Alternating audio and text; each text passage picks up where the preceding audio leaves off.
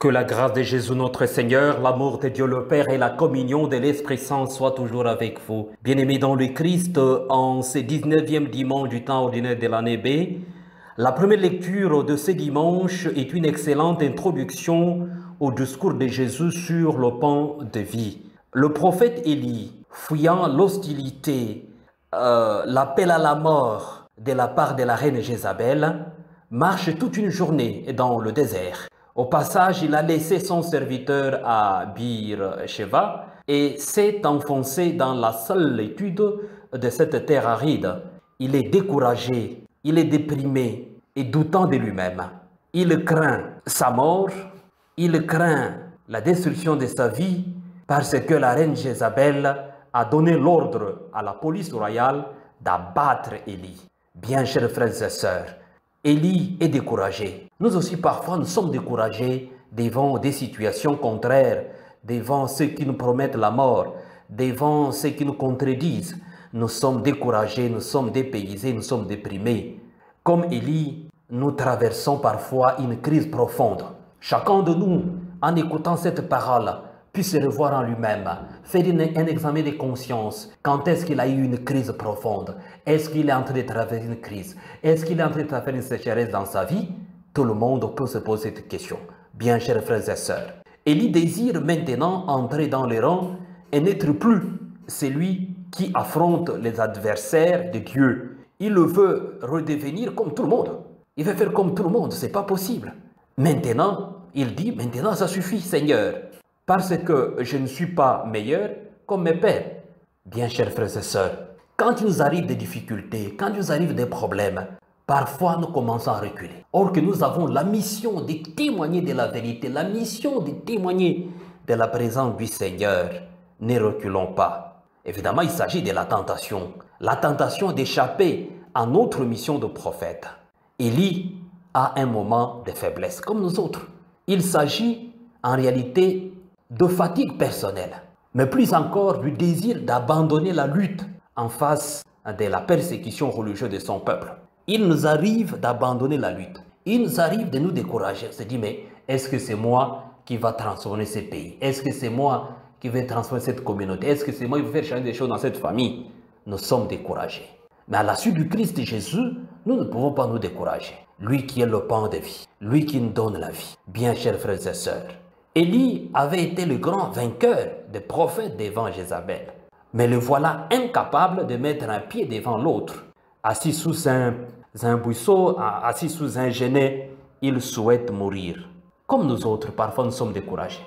Mais Dieu redonne alors au peuple, aux prophètes, le soutien spirituel et corporel dont il a besoin. Dans les textes, on nous dit, Dieu dit, lève-toi et mange, car autrement le chemin serait très long pour toi. Dieu de douceur, Dieu de bonté, vient à la rencontre d'Élie pour l'abréver, pour lui donner à manger. Et Élie, après avoir mangé le pain offert par Dieu, la fuite d'Élie se transforme en pèlerinage à la source de la foi d'Israël.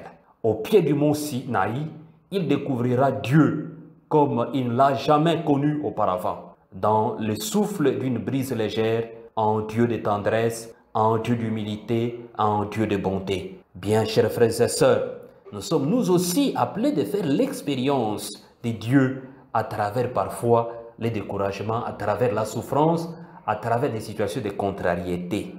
Bien, chers frères et sœurs, Dieu s'approche d'Élie et lui offre le pain nécessaire à la longue marche dans le désert. Dieu s'approche de nous aussi dans notre quotidien et il nous offre les grâces dont nous avons besoin pour continuer notre marche.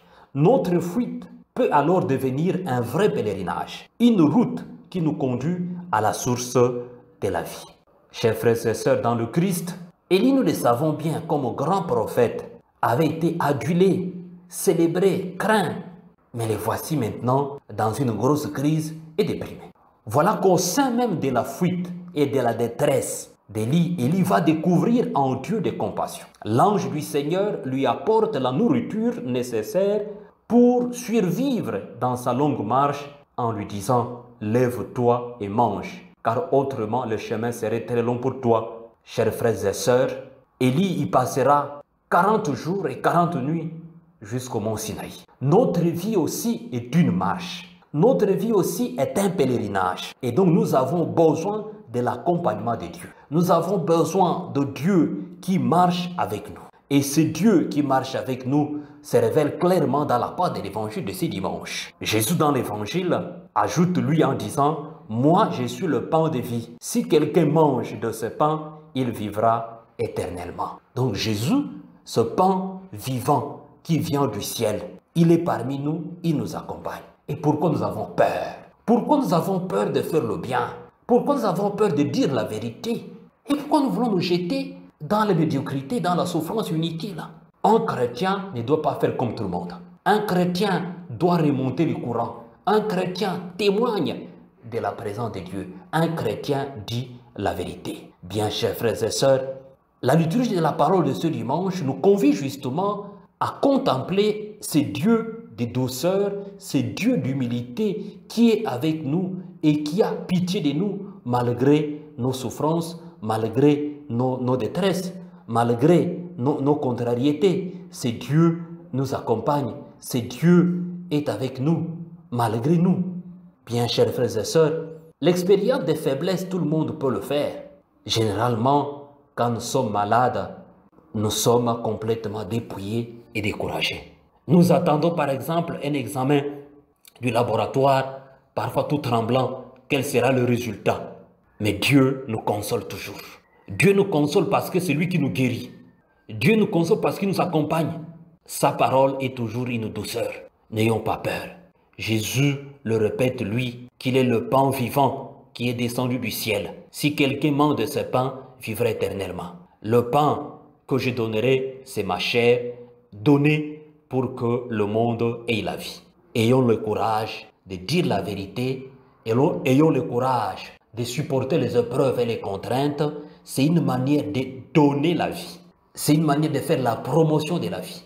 Mais parce que nous recevons Jésus dans l'Eucharistie, lui qui est le pain vivant, lui qui vient du ciel, qui nous donne la joie d'avancer, la joie de communiquer la vérité, la joie de communiquer la vie en abondance. Recevez la bénédiction du Seigneur, au nom du Père et du Fils et du Saint-Esprit. Amen.